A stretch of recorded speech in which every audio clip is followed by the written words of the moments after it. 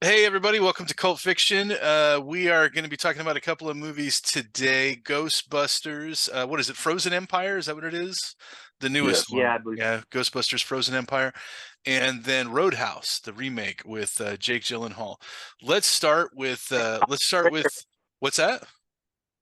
And Conor McGregor. Yes. Conor McGregor is definitely in the new Roadhouse. Yeah. So let's start with Ghostbusters. Uh, um, I would very much like to hear what Mr. Eric has to say about the new Ghostbusters flick. Okay. I Uh, think you and I you are know, probably going to agree on a lot of stuff, so I'll go second. yeah. Okay. Well, so I liked it. I mean, it's not as good as Afterlife. I mean, it's not going to have the heart Afterlife has. The spoilers for anybody who saw Afterlife. If that doesn't get you in the feels, you're probably just not even a Ghostbusters fan. To be quite Mm. honest, let's be honest, right? So, it was good. It felt like a Ghostbusters movie. It had misses though. Um, I felt like it was a little bit of a different Phoebe character than the first one. Um, you know, Jubal and I talked about. I said that the biggest thing for me was that she started to become like just a regular 15-year-old girl, like angsty 15-year-old girl, and I'm like, I don't know. She's better than that. She's bigger than that. She's smarter than that. Like when she gets sidelined for 2.5 years, and then you show her that lab. I'm thinking she's like, cool. I'll see you guys in 2.5 years. You know the shit that I can invent in this fucking lab over the next 2.5 years. Like, you give me, especially when you take like the Winston character and you turn him into your benefactor, your billionaire benefactor. He believes in everything. He knows everything you do. He believes in everything you do. He's going to bankroll everything you do. She's she's smart as all get out, and now she has the resources in a lab. Dude, she's going to come back in 2.5 years with fucking pokeball, fucking ghost traps and shit. Like the shit she's No up doubt, with. no doubt. But they're gonna be like, hey, get the trap. She's gonna be like, boom, she's gonna have crazy shit, right? She's not gonna be like, is she gonna be bummed that she's not like, busting ghosts every day? Sure, but she's gonna look at that lab and go, just the possibilities are endless. You know what I Mm. mean? So that for me was kind of a miss. The brother was all but non-existent. I mean, it was cute that they gave him like a little bit of a, they gave him Slimer, so it kind of, kept him in the lore and yeah, you know, uh, the bad guy was kind of whatever. I felt like the whole movie in general was just a way to show them transition and say and to scene change. Like, we're in New York now. Now for the next movie, Right, for the next movie, now we can hit the ground running. right. This So was this just a movie, setup. Yeah, it was a setup flick. yeah, this was just to show you now. Now we're back in New York. We have a lab. We have all this stuff. It makes sense that all these people are here. We live together. We do this. Blah, blah, blah. Okay, so now the next movie. Now we can go. Now we can really go to town. It was like it was like the comic book between two major story arcs. That kind of filler comic book. Sometimes it's really good stories, but it doesn't really go anywhere. Really, I don't know. That's just No, kind of I my opinion. agree. I think and we already talked a little bit about this, you and I. The last movie, like, what was this movie about? Is there It really wasn't about anything. The last movie was about Egon, and his repairing his relationship with his daughter and his granddaughter, right? That was like the overarching thread, and then kind of the reintegration of the Ghostbusters, the original Ghostbusters. This one was like, it wasn't really about anything. Like the like you said, they're in New York now. Okay, Winston's got money. There's a lab, but then this enemy didn't really have a backstory. That he wasn't an interesting character. Would you say that you liked it? I mean, would you give it a thumbs up? Yeah, I liked it. I would watch it again. I would watch it again. Um, it just, but almost kind of like a background thing, Right. and just to and just to kind of enjoy some of the, some of the Ghostbusterisms, like the Venkman with, finding the alcohol in the wall, Right. and The courage. you Right. know just the, just for the Yeah. nostalgia, not because it was like a great movie, but for the nostalgia hit And of it. that's where I'm at, right? There was some good callbacks in it. I enjoyed it, but I think that there's a difference between liking a movie and recognizing that it's not a good movie. And this really wasn't a good movie, right? But I enjoyed it. At least I thought it wasn't a good movie, but I enjoyed it because I'm a Ghostbusters fan. And so if you're a Ghostbusters fan, you're going to enjoy it. You're going to get all the callbacks. There's a bunch of inside jokes. The characters are fun and interesting. I completely agree with you that they messed up Phoebe. Like I was walking around after Afterlife looking for a t-shirt that said Phoebe for president. You know what I mean? Like I Right. really, really liked the Phoebe character. But the reason that I liked her is because she was Egon's granddaughter. Like she was operating on a different level than everybody else. She was just looking at things differently. She was like, she was fearless. And it was, how did she explain it? She said something like, overstimulation calms me or something like that, right? So as things got crazier, she got more and more focused and like, committed to accomplishing whatever it was she was trying to do. The first time she got launched out the side door of the car, in the gunner's seat, that was awesome, by the way, in the original Afterlife, in the last movie. But she just was unfazed and just ready to Right. handle it. You know what I mean? And that character was completely different in this one. She was, like you said, the mayor comes down and is like, "Hey, by the way, you're 15 years old, so maybe you can't be shooting laser guns out of a moving car in downtown New York, Right. right?" And she's like, Duh. "What? Not fair." Brr." Right. He was It's like actually that. like the most sensible person in the movie. Right, right, Right. exactly, exactly. Like that guy. He was supposed to be some kind of antagonist, but actually he was Right. pretty reasonable, right? Yeah. Uh, so You have a new weapon strapped to your back. We can't have right. you Maybe a shooting 15-year-old isn't the best choice, right? But so she gets all, angsty, like you said, that and that's not who this character was in the last movie. She wouldn't get angsty. And like you said, you take the Phoebe from Afterlife and put her in front of that lab, and she's like, "Yeah, go drive the car. Fine. I'm Yeah. good. I'm good here. Like, leave me Yeah. alone. Get out." you Right. know so I really feel like they dropped the ball with her. Also, the weird ghost romance, I whatever, like I like a strange kind of proto-lesbian romance. I don't care about that. What I care about is that she's 15, right? I don't want to be involved in a 15-year-old's romance. And I was thinking about this because I was like, okay, so in Stranger Things there was kind of like a weird kind of proto romance between Eleven and Mike, right? But Stranger Things was shot from the viewpoint of the kids. You know what I mean? Like this movie wasn't really shot from the viewpoint of the kids. It was shot from the viewpoint of the parents. Does that make sense? I just felt like it was out of place, this weird child romance that didn't really have anything to do with anything. Um, but whatever. My major thing is that there was no core underlying theme that I really cared about where any of the characters got developed. I don't feel like the villain was anything special at all. Oh, he's going to destroy the world. Okay, I bet he doesn't. You know, I bet he doesn't destroy the world. But then, that was it. So it was good if you're a Ghostbusters fan. If you're not a Ghostbusters fan, don't waste your time. That's where I'm gonna say. Bueller, what was your take on it? So unlike the rest of the people on this podcast, I just saw Afterlife this week and absolutely loved it start to finish. Thought it was a phenomenal Great movie. flick. Great flick. I totally feel what you're saying about Phoebe. What a great character. What a great actress. Just everything about her was like Absolutely. she stole the show. Mhm. I didn't realize Winston was 78 years old. Jeez. Looks good. I know, dude. Yeah. He's Saw a that handsome meme going man. around. Black don't cry.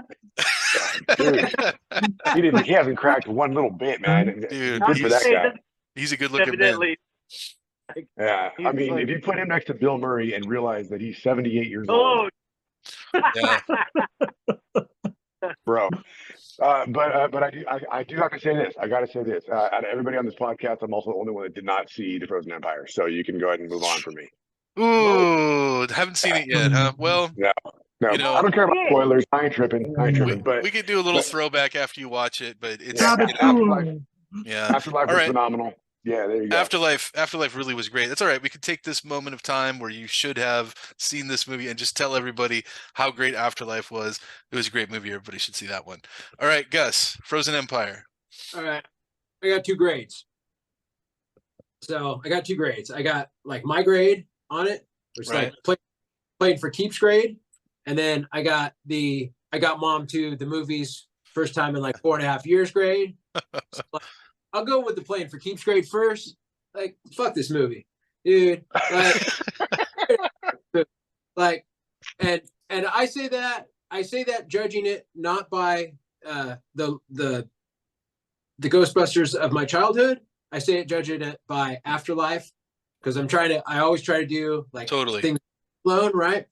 And like Afterlife, I watched it 2 days ago. We watched it, we grabbed it, we rented it, we watched it, and I watched it a little critically, but for fun too, right? And you guys touched on this. Phoebe makes that show. She makes that the Phoebe character makes it. The Phoebe character makes it with the backdrop, like broken down mom. It's really good. It really, really works. And like, it just feels good. It feels organic, right? They're likable characters. Everybody knows an awkward child who's like, too big for their britches and hella smart. Everyone knows broken down mom or dad or a Gus. So what the fuck? It was a good ass flick. This flick, I was super disappointed because I wasn't expecting like the Stay Puft Marshmallow Man or like the Statue of Liberty or anything, but I was expecting something along the similar lines, right? Right. And I thought that Phoebe would get some Tony Stark on, right? I didn't even know that there was going to be like the rich benefactor. I just thought she'd be like Tony Starking it out of the garbage can and shit, right? Like Doc from Back to the Future. Oh, I got a banana here, right? So, like, there was that. I thought the story and the development was hella flat. I liked the Patton Oswalt character. I thought I would have liked a little bit more of that. Like, I was like, whoa. He was actually, he was a really good character. I thought he was interesting. Yeah, I was like, how come we only got 3 minutes of this dude? Like, can't he, like, how come? And then I thought, like, Oh, I'm not seeing it now. If we only got 3 minutes of Patton Oswalt, there's no I know, point. right? What a waste. What a waste. That guy's great. yeah, and then like I felt like the romance thing with the ghost Flame Girl. I thought Flame Girl and Phoebe's like chess like dates, man, it made me feel creepy. Right. Like I didn't watch. I wanted to hide my eyes. Like I was 15. I know what 15-year-olds do. I get it, all that shit. This show was this isn't fucking Euphoria. This isn't the Euphoria show. I don't need to see this shit. It's creepy. So that was that part. So I give it a C-. Fuck this movie. Yeah. Get my mom to the theater. I give it a B. She was excited about it and like she liked it. Not as critical. She liked it. She was like, "This is fun. This is cool." Right. A lot of the fun stuff from earlier, like the '80s movies. Right. That's all I got to say. That's interesting because Alex and I we went with our mom too, and she loved it. Yeah. Right. She was like, "I love this movie," and Alex and I came out and we're like, "Eh," and she was surprised that we didn't like it as much as she did. So she really enjoyed it. Alex, what is your take on this one? I mean, like everybody else, I pretty much have 2 different takes on it. I mean, as somebody who grew up, loving Ghostbusters, I'm glad there's more Ghostbusters. Right. And so there's a part of me that, enjoyed watching it just because there's more Ghostbusters on the screen. But there's a more discerning part of me, that adult part where I'm judging it as a movie. And when I judge it as a movie, it fails. Right. And there's a lot of reasons for that. One thing is there was too much going on. There was too many characters, too many subplots, too much bloat, basically, and you couldn't focus on enough to make any one of those things matter. It's like you know, I don't even know why the podcaster was in this one. But I know he was in the last movie. Podcast, you know, he's in the last movie. He shows up. I guess his parents moved to New York to be with the Ghostbusters or something. I guess I don't know, but he's in the movie too. But he serves no real purpose. Phoebe's older brother, I forget the name, but Finn Wolfhard plays him. He serves almost no purpose. And the Fire Master was a complete waste of time. Yeah. And it's just sort of like all this time is devoted to things that don't pay off. And it relied way too much on that sort of MCU style delivery, like where they deliver the humor and this sort of like deadpan, aloof, sort of detached sarcasm for every line. You know, everything is just kind of like every line is just delivered in that Joss Whedon-esque way of like they don't really care. There's no stakes. They're just like, oh yeah, you know, like, you're the Frozen King and they're gonna have to kill us. Whatever. Just hold on a second, you know, while I cast a fireball or something. And it's just sort of like when you're relying on that type of humor for every character to speak like that, it just gets really old, really, really quick.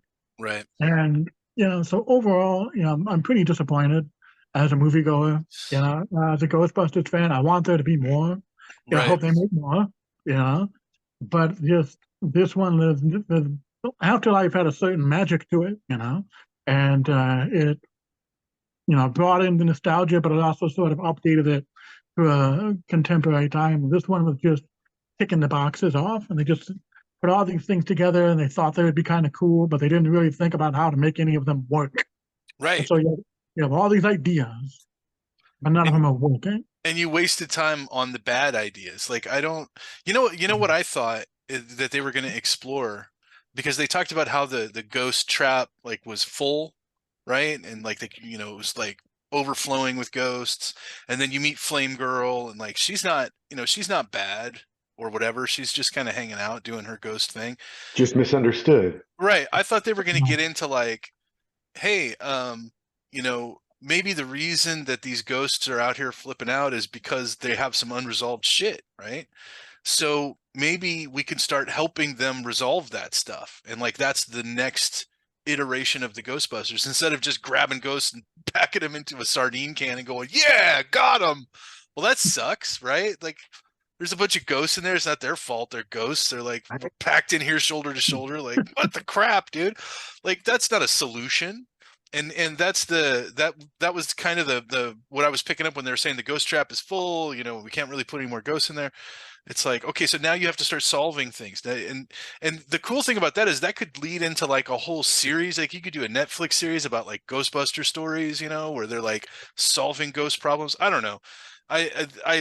That's what I thought when they started talking about that stuff. I'm like, that's cool. That'd be a really interesting angle. But no, none of that. We have to do dumb shit instead. Yeah. All right. So I guess we're all kind of in agreement that if you're a Ghostbusters fan, you'll like it. You'll get the callbacks and stuff, but it wasn't that great a movie. I thought it was great. Yeah. All right. And Now, the next one, they need to like take half of their ideas and focus on those. Because right. the first one, you know, Afterlife didn't have a whole lot going on. Didn't have all these different subplots and characters in it. Are It you just focused melting? on telling the You look like story. you're melting. I'm You're melting. Oh, there you go. Okay. I thought you Hey, were so slowly melting. on the afterlife note, well, I guess it would carry over into the new one. Are they in the original firehouse? Yeah. Yeah. So when Dan Aykroyd Yeah. says in the first one that it was a Starbucks, he was just being tongue in cheek. Right. Because like at the end of Afterlife, obviously they go back to the firehouse and it looks like there's a ghost in the chamber type thing going on. Right. So it was just like, wait a second, I thought the firehouse guy was gone, and then they're back in the firehouse. Yeah, so there's problems with the ghost chamber and all that, but they don't even go into that. And it's like, man, what a wasted opportunity. Anyway, let's move on. Let's talk about a good movie. A movie that surprised everybody here. Right? Why don't you start us off, Eric?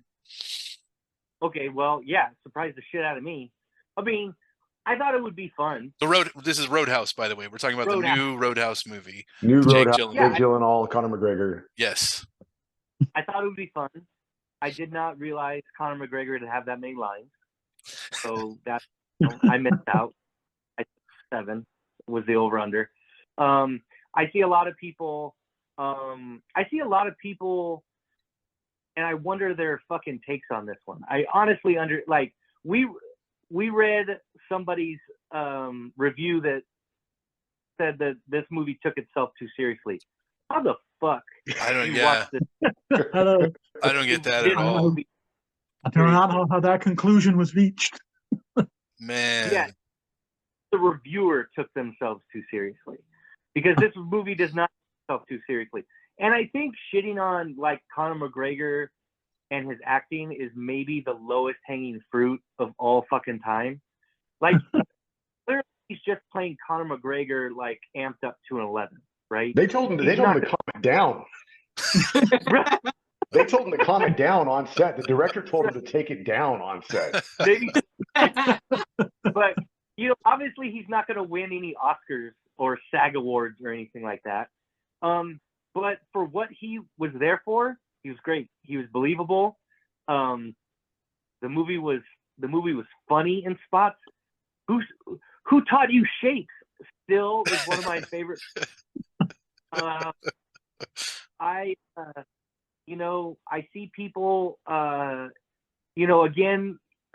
Jubal and I have talked about this. I feel like sometimes the anti woke people kind of jump the shark a little bit. I do not like the woke stuff, whatever, but I also think that anti woke people jump the shark also, right? When they're just like, oh, the bar owner's a black woman. It's like, yeah, I heard a couple of people say there's like so much diversity, and it was like, fucking black women can go to bar, motherfucker. Like, I don't like that. Doesn't like, what's your problem with that? I don't get it. That doesn't something woke, dog. You know, like you can't. Like you hurt your future arguments when you say stuff like that. Right. Like, to me personally. And here's the other thing. When you say like, oh, she's a strong female character, I didn't think she was that strong.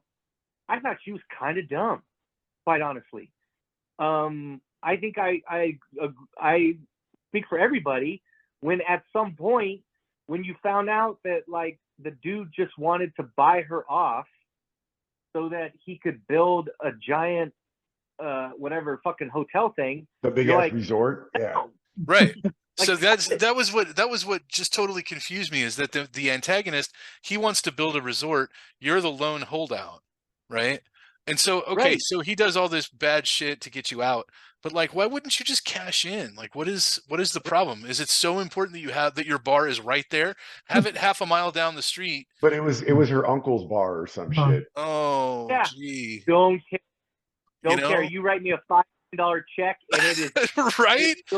Uncle like, who would do Uncle that? Who? Yeah. Was it your uncle's dream for you to be fucking poor? No. Right. Yeah. I thought she was exactly. Yeah. So I actually thought she was dumb. I did not think she was. I thought she was crooked. I didn't think she was dumb. I thought she was. That was the other thing too.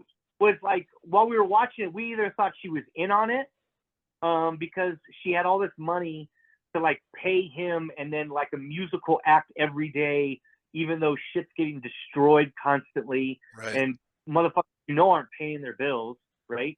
So she's either in on it, or she's dumb for not selling. I didn't think of her as this like, they had to make her, this wasn't fucking Shuri over here where they just made her smarter than everybody in the room or whatever and just made everybody dumb. I don't know. Like I said, I definitely don't like the woke stuff, but I also don't like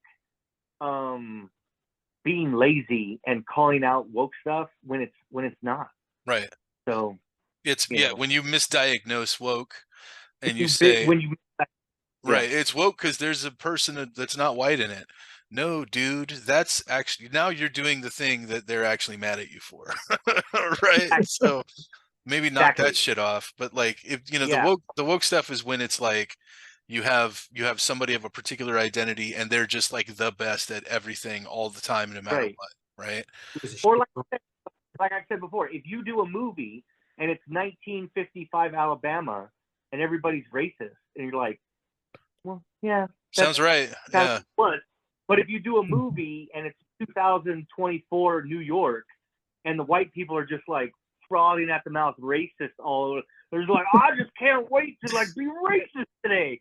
It's like, dude, that's reality. Right. That's woke bull. Like you live in a false reality, and that's hard. Like I have to believe in your worldview for this to make sense. A black female bar owner is not woke. Right. Like that's. It's like, I think that, you know, that aside, I thought it was a great flick. I think if you walk into this movie and you're expecting like just an entertaining action flick, yeah, there's going to be some tropes, yeah, there's going to be some things that where you can see what's going to happen.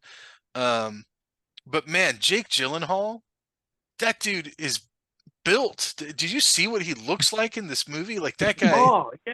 he's like, I wanted to fuck this scene. he's like the Daniel Day-Lewis of action movies, right? Amazing. Like he just and he pulls it off. Like he's entirely credible. It's you know, for as far as this story is concerned. The fight scenes were fun, and Conor McGregor, I thought, did an absolutely nailed it, hit it out of the park. I was not expecting him to be as good as he was. There's some great behind the scenes footage of Jake and Connor rehearsing their fight scenes too. That if you can find it, yeah, if you can find it, it's a fun watch, dude. Because like, what surprised me about it was what I've heard about Connor, like about him taking it down a notch, being told by the director, and about him being like, you know, a little too much, and his character being silly and all that. For what I saw from the behind the scenes stuff, he took the rehearsals pretty damn seriously, and it's still fun to see too. Well, he's a professional. Yeah, exactly. Yeah, learn from it. Finn Jones. Finn Jones, the guy who did Iron Fist. Fuck that guy still. Right. He was trash. He was garbage. What else, Bueller? What else did you think about the flick? You know what?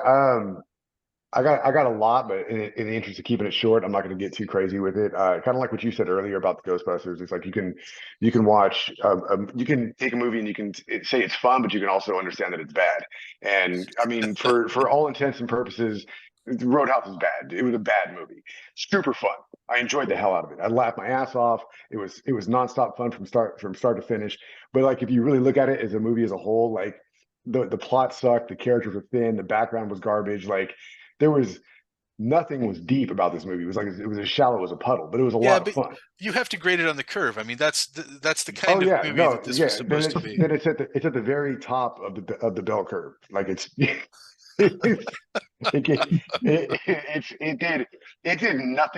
did nothing right, which made everything right.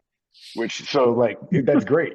I guess I didn't even catch this, but the convenience store next to the bookstore was actually called the Double Deuce, which is the name of the club in the first one. Right. Yeah. Oh yeah. It was just a lot of fun stuff in the movie. Like you said, Jake and Connor did a great job. Connor actually he surprised me as well, man. It was just fun to watch those guys on screen. The whole thing was fun. It was fun to watch with friends. If you haven't seen it, watch it with friends. Have a good time watching it.